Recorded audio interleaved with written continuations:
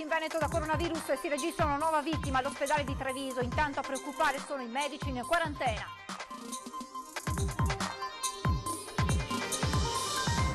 E proprio sul caso dei sanitari in quarantena interviene il governatore Zaia. Si metta a mano, dice, alla norma e si dia modo ai medici di poter operare anche se hanno avuto contatti con persone positive. La replica dei sindacati è una follia.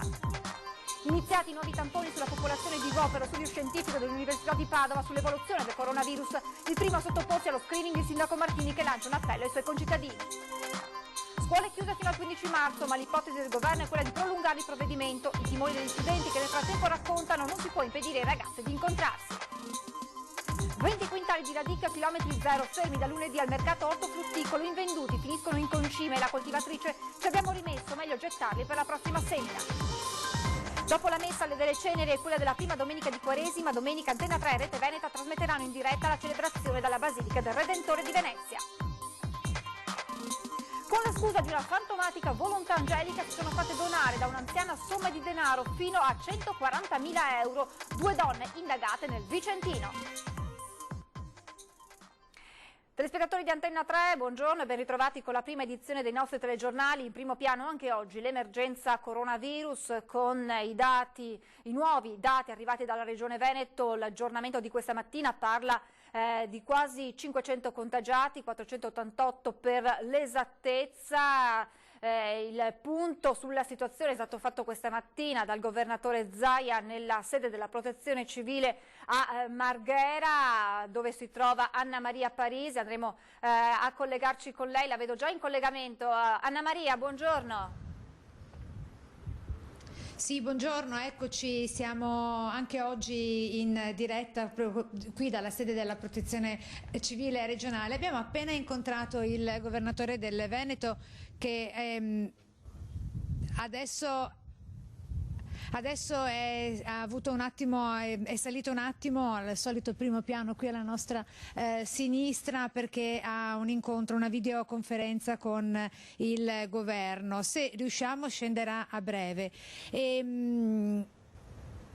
Per quanto attiene invece al punto, lui ha ribadito che il Veneto deve uscire da quella zona franca, cosiddetta zona rossa economica. A questo punto quindi ha ribadito il sostegno a tutte le imprese, un sostegno che verrà chiesto anche dagli istituti di credito del territorio e il cui report verrà presentato proprio a brevissimo, tra pochi minuti, al Palazzo Grandi Stazioni di Venezia dall'assessore regionale allo sviluppo economico Roberto Marcato. Quindi dalla sede della Protezione Civile regionale vi restituisco la linea e ci risentiamo più tardi con i prossimi aggiornamenti. Grazie, buon lavoro ad Anna Maria Parisi e a Paola Barbato. E allora sentiamo proprio le dichiarazioni del governatore Zaia raccolte pochi minuti fa. Ma guardi, oggi abbiamo 488 nel primo bollettino della mattina di positivi, 144 ospedalizzati, dei quali 27 in terapia intensiva. Diciamo che la crescita non è esponenziale come previsto dagli algoritmi, probabilmente ancora in questa fase la tenuta sul contagio è positiva. Diciamo che se continua così abbiamo anche speranze di chiuderla velocemente questa partita. Certo è che ci vorranno ancora settimane per capire poi alla fine come sarà. C'è poi una richiesta specifica da parte della Regione Veneto nei confronti dell'atteggiamento sui medici che vengono in contatto con le persone positive, ma medici che poi risultano negativi. I negativi asintomatici, diciamo che sono i nostri angeli, non solo i medici, tutti gli operatori del mondo della sanità. Noi abbiamo 450 persone che in questo momento sono in isolamento fiduciario, cioè stanno a casa e non possono lavorare e non sono positivi. Ecco, per questo ho chiesto più volte al Ministro, al Governo e al Presidente del Consiglio la possibilità di riconoscere e dare a loro la possibilità di lavorare, e penso e spero che questo problema si risolva, altrimenti svuotiamo il mondo della sanità e degli operatori. E proprio su questa richiesta del governatore Luca Zaia, per quanto riguarda i medici in quarantena fiduciaria, interviene anche la CGIL. Giochiamo a capirci, o qui stiamo insieme per affrontare l'emergenza con senso di responsabilità e sobrietà anche rispetto alla comunicazione o alle procedure, o diversamente qui salta tutto. Lo dice Ivan Bernini, referente funzione pubblica per la CGIL del Veneto, dopo la richiesta del governatore Zaia. Siamo i primi ad essere preoccupati sui riflessi che la diffusione diffusione del virus sta avendo nelle strutture sociosanitarie della nostra regione, sia per le ricadute che possono esserci sulla capacità di tenuta del sistema, sia per la salute dei lavoratori di queste strutture. Continua ancora Bernini. Ma allora nel prossimo servizio facciamo il punto della situazione sui contagi e sui ricoveri da coronavirus in Veneto. Sfiorano quota 500 i contagi da coronavirus in Veneto, secondo l'ultimo bollettino della regione aggiornato a questa mattina, 488 per l'esattezza, dunque 29 in più rispetto a ieri sera. Il cluster più grande rimane quello della provincia di Treviso con 108 positivi, dato invariato rispetto a ieri. Sale anche quello di Verona con 12 casi in più. In incremento anche il numero delle persone ricoverate, 144, 14 in più, 27 i casi più gravi che si trovano in terapia intensiva, dato salito di 2 unità rispetto a ieri. In totale sono 12 pazienti che sono deceduti, uno in più dall'ultimo aggiornamento. Si tratta di una persona ricoverata all'ospedale di Treviso, dove il numero dei decessi è salito a 8.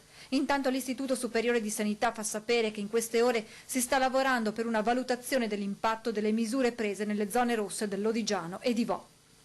A preoccupare ora è la tenuta del sistema sanitario. Se si stanno predisponendo posti letto in più per la terapia intensiva negli ospedali, si deve far fronte all'emergenza legata agli operatori sanitari in quarantena. Sono 450 in Veneto.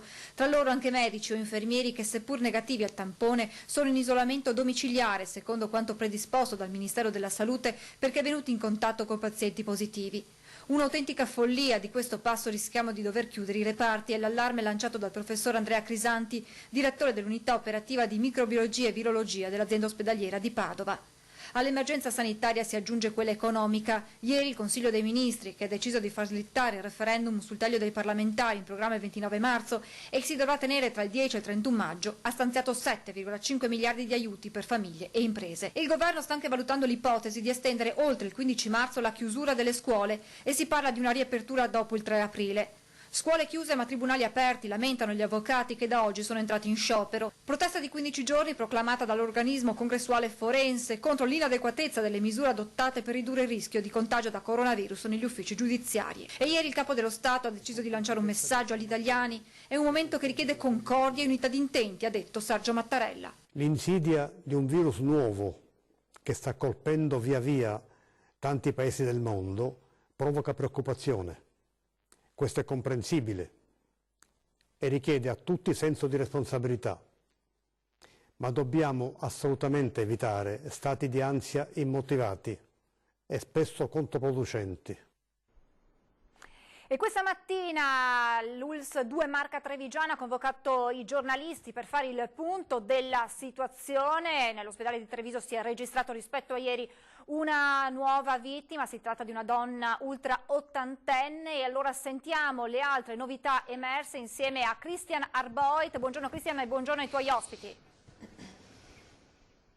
Sì, Francesca, buongiorno a te. Mi trovo a Villa Carisi, sede dell'USL, dove si è appena conclusa la conferenza stampa con il direttore generale Benazzi, che ha aggiornato la situazione con i dati della prima mattinata, i dati ufficiali. Per quanto concerne il territorio della Marca Trevigiana siamo a 108 casi positivi di contagio da coronavirus, dato invariato rispetto al bollettino ufficiale di ieri sera.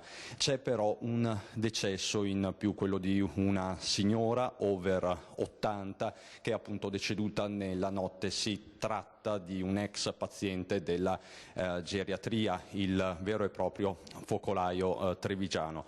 Questa mattina comunque il direttore generale Benazzi, tutte le persone che hanno partecipato al tavolo, a cominciare dalla presidente della conferenza dei sindaci Paola Roma, a tutto il personale medico, ha fatto un appello alla calma, parlando espressamente di infodemia. C'è il rischio di creare panico. Si è sottolineato che tutti i pazienti che sono deceduti al Cafoncello avevano un quadro clinico già compromesso, già molto delicato. Chiedo lumi su questo al professor Agostini, che è direttore medico di medicina interna qui al Cafoncello di Treviso. Dottore, è così? Sì, è proprio così. I nostri casi, avendo avuto il cluster epidemiologico nella geriatria, ovviamente aveva colpito pazienti tutti over 75 e come molti dei pazienti over 75 sono pazienti pluripatologici che hanno complessi quadri già di per sé. È ovvio che quindi la mortalità, diciamo, nella nostra azienda è stata superiore perché appunto il nostro cluster è nato in quella popolazione, mentre in altre aree invece ha colpito età attorno ai 40-50 anni ad esempio, dove sicuramente la mortalità è praticamente molto bassa e quindi questo spiega i dati della mortalità che è presente da noi. Ecco. E dei soggetti della geriatria 28 saranno trasferiti nei prossimi giorni all'ospedale di comunità dove proseguiranno il periodo di quarantena, gli altri sono appunto in fase di trasferimento nei propri domicili al ritmo di 7-8 pazienti al giorno. Si tratta quindi, dottore, di casi positivi asintomatici prevalentemente. Noi stiamo riorganizzando in modo tale da poter sanificare completamente la geriatria. Allora questo avverrà attraverso un progressivo spostamento, come lei ha detto, nel padiglione delle malattie infettive, nell'ospedale di comunità di pazienti che sono completamente asintomatici, anziani e positivi per il virus stesso. Nell'attesa che essi appunto si negativizzino il virus, quindi guariscano, rimarranno in osservazione già però nel territorio perché è in ospedale di comunità dove verranno trasferiti e successivamente una volta che si sono negativizzati potranno essere mandati o a domicilio oppure nelle case di riposo, dipende da dove appunto provenivano gli stessi pazienti. Ecco, sì, grazie dottore. Solo brevemente è stato annunciato questa mattina un piano straordinario per il recupero e la riconversione di posti letto in tutti gli ospedali della Marca. Si sta facendo uno sforzo straordinario, Sindaco Roma. Sì, e il grazie va tutto alla direzione generale, a tutto il personale medico, gli operatori sanitari, gli infermieristici, ma soprattutto davvero anche a quelli che sono all'esterno, quindi i centri servizi, tutti i nostri centri sollievo, tutti quelli che a vario titolo stanno operando veramente in questa emergenza e chiaramente cercando di dare risposte in una situazione emergenziale, risposte certe su cui noi tutti insieme i sindaci ci basiamo sulla risposta dei nostri tecnici che sono fondamentalmente il nostro punto di riferimento per dare poi risposta alla nostra popolazione. Lei ribadisce, Sindaco, niente panico? Assolutamente, dobbiamo essere vicini ai nostri medici, alla nostra azienda sanitaria. I casi, chiaramente il focolario di geriatria è nel punto, come diceva prima il dottore, più importante, come lo ricordava il direttore generale Benazzi oggi, proprio fondamentale, con persone anziane con pluripatologie. Ricordiamolo, non sono morti per il coronavirus ma per le pluripatologie. Ecco che i sindaci, è importante questa vicinanza che abbiamo al territorio anche per tranquillizzare la nostra popolazione del fatto che siamo costantemente informati dell'azienda sanitaria che ha un numero a disposizione proprio per noi sindaci e siamo sempre al contatto con loro.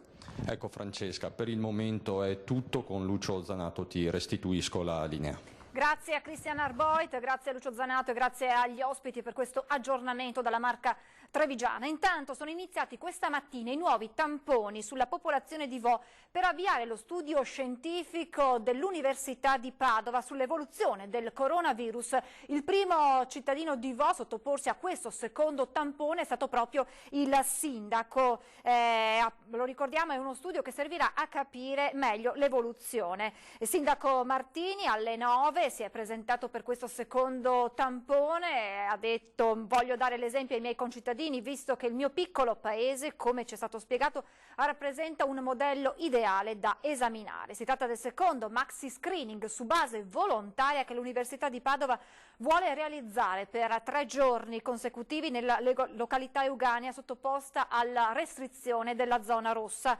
Per appunto definire le dinamiche di trasmissione e le classi di rischio del coronavirus. E allora ascoltiamo il messaggio lanciato dal sindaco di Vo Martini, il messaggio rivolto ai suoi concittadini. Buongiorno a tutti i cittadini. Questa mattina alle ore 9 comincerà il nuovo tampone su tutta la popolazione, su iniziativa dell'Università di Padova e della Regione Veneto. È vero che non siamo obbligati a rifare il tampone, ma personalmente sento un grande dovere morale di partecipare a questo secondo screening perché possiamo davvero tutti dare il nostro piccolo contributo alla ricerca per debellare questo nemico misterioso, questo maledetto virus che ha messo in ginocchio la nostra comunità. Spero quindi che tutti voi approfitterete di questa grande opportunità. Oggi potranno recarsi a fare il tampone tutti i cittadini di Vo Centro, domani, venerdì 7, quelli di Zovon e Cortelà, domenica 8 i cittadini di Vo Vecchio e Boccon. La suddivisione in 3 blocchi in base alla frazione di residenza potrà sembrare a qualcuno approssimativa, ma è stata invece scelta per permettere a ognuno di andare a fare il test compatibilmente con i propri impegni, un po' come quando si va a votare. In questo modo abbiamo voluto dare massima flessibilità ai cittadini e speriamo in una massima affluenza. Ricordo che chi è risultato positivo al primo tampone non dovrà rifare il test e quindi rimarrà a casa propria fino alla fine della quarantena. Il campionamento sarà gestito dalla Croce Rossa e proseguirà fino alle 18 per tutti e 3 i giorni. I tamponi sono già tutti pronti con etichetta nominale, quindi i tempi saranno molto più rapidi rispetto al primo tampone e non ci aspettiamo assolutamente confusione o lunghe code. In ogni caso, se a un certo orario doveste trovare fila, è sufficiente ripassare in un momento successivo oppure il giorno seguente. Confido nella vostra buona volontà e vi ringrazio per questo ultimo piccolo sforzo per il bene di tutti. Buona giornata, buon tampone, buon weekend e buon fine quarantena a tutti. Abbiamo detto lezioni sospese nelle scuole fino al 15 marzo, anche se il governo sta valutando l'ipotesi di prolungare il provvedimento, e sentiamo allora le preoccupazioni della rete degli studenti medi. Si può facilmente capire come mai i ragazzi si trovino ancora fuori, come mai i ragazzi siano comunque nei bar, come mai i ragazzi non completamente rispettino questi provvedimenti, e non tutti. Semplicemente perché è impossibile, è inimmaginabile che dei ragazzi comunque abituati ad avere una vita sociale, abituati almeno a incontrarsi a scuola, non possano più vedersi, debbano rimanere bloccati per 3 settimane. Sono d'accordo con la chiusura delle scuole, ma non rinunciano alla loro normalità. Non chiedeteci, dicono, di non incontrarci. Parla il coordinatore della rete degli studenti medi di Treviso attraverso il suo cellulare da Marghera, dopo aver ascoltato i colleghi di tutto il Veneto. È una cosa impossibile. Ci rendiamo conto che comunque presentano un rischio, ma questo fa capire come la regione, come la nazione non sia pronta, non sia preparata su metodi aggregativi differenti. Accusano la mancanza di spazi all'aperto, così come le lacune del sistema di didattica online che sarebbe stato proposto per ovviare a questo vuoto di ormai 3 settimane di lezioni in classe. Purtroppo la cosa è impossibile, poiché, come dicevo, non ci sono vere piattaforme online, lo studente non è mai stato preparato ad affrontare una piattaforma online ed è molto difficile. Il tutto si limita semplicemente ai professori, la maggior parte dei professori che dà compiti tramite registri elettronici. Questo è comunque fermare un programma scolastico. Poi c'è grossa preoccupazione per i maturandi. Gli studenti medi chiedono certezze proprio nel momento in cui, in queste ore, virtualmente il ministro Azzolina stava dichiarando no al 6 politico, serve un piano di emergenza per la maturità. È il momento di fermarci per qualche istante di pubblicità, tra poco.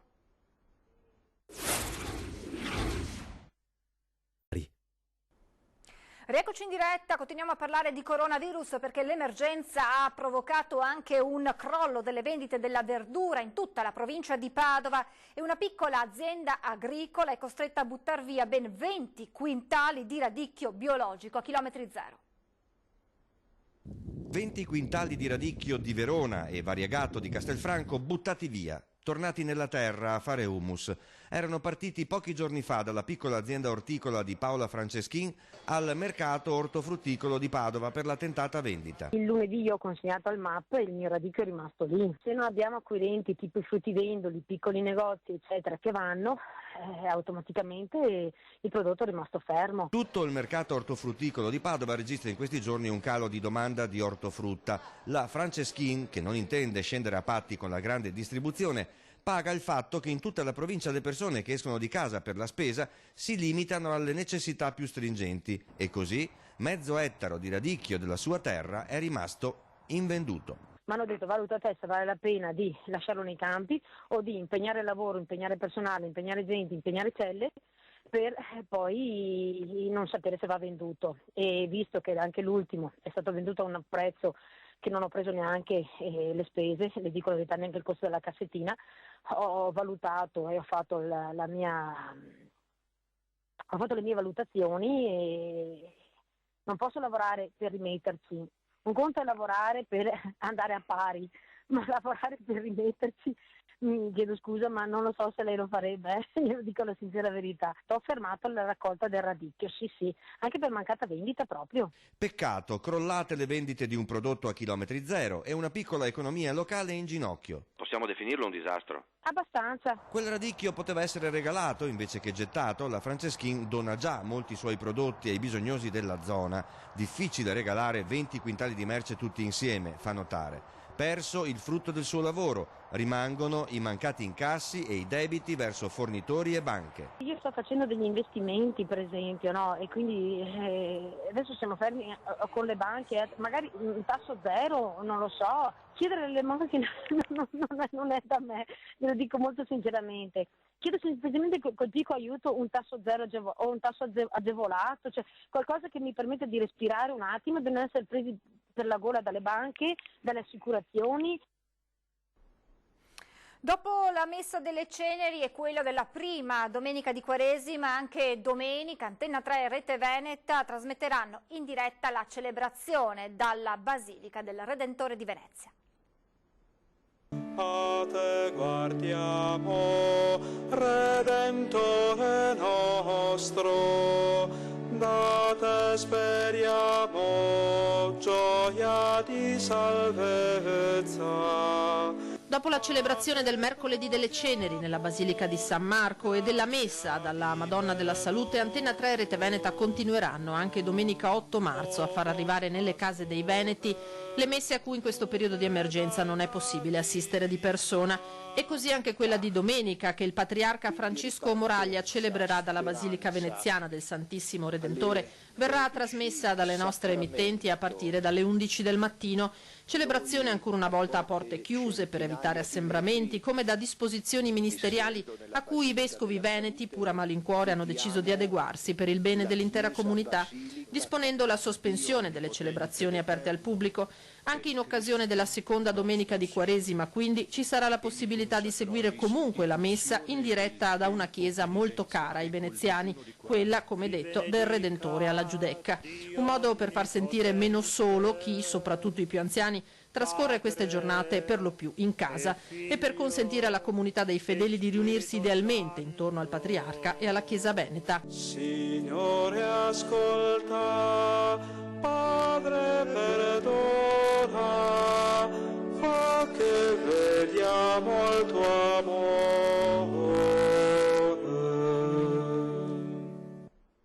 Lasciamo quest'ampia pagina dedicata all'emergenza coronavirus e passiamo alla cronaca. Con la scusa di una volontà angelica le fanno donare 140.000 euro. Anziana circuita da 2 donne di Marano Vicentino.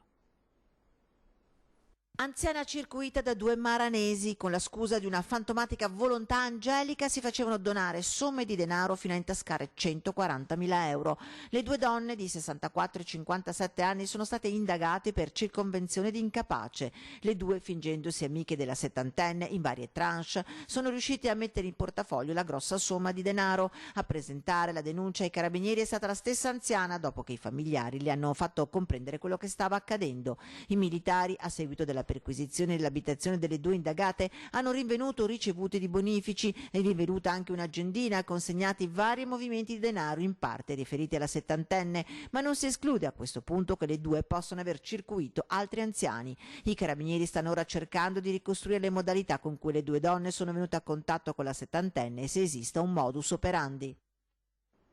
È finito agli arresti domiciliari un ginecologo della Marca Trevigiana accusato di violenza sessuale, a denunciarlo una paziente 30enne.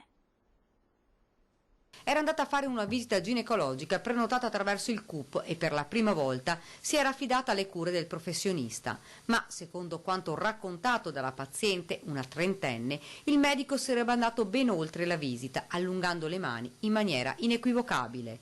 La donna, sconvolta, una volta tornata a casa, ha raccontato tutto ai familiari e ha deciso di sporgere denuncia. Nelle scorse ore il ginecologo accusato di violenza sessuale è stato posto agli arresti domiciliari. Le indagini della procura hanno permesso di scoprire che più di un anno fa il medico era stato già denunciato da un altro paziente di 20 anni. Dopo la visita, la giovane, che aveva a sua volta presentato una denuncia alle forze dell'ordine, aveva raccontato di essere stata palpeggiata dopo la visita. In quell'occasione però il ginecologo non aveva subito nessuna sospensione ed aveva continuato ad esercitare la professione. La nuova denuncia però lo ha messo nei guai. Il ginecologo è finito ora agli arresti domiciliari.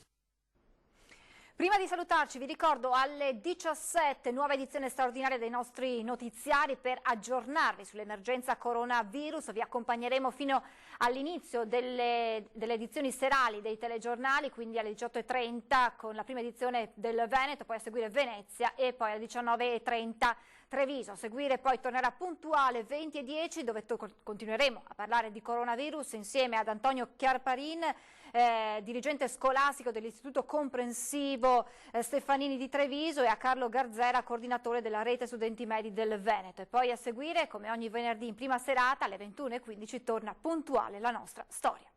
Vi lascio adesso alle previsioni del tempo, poi ore 13. Grazie per averci seguito e buon proseguimento di giornata.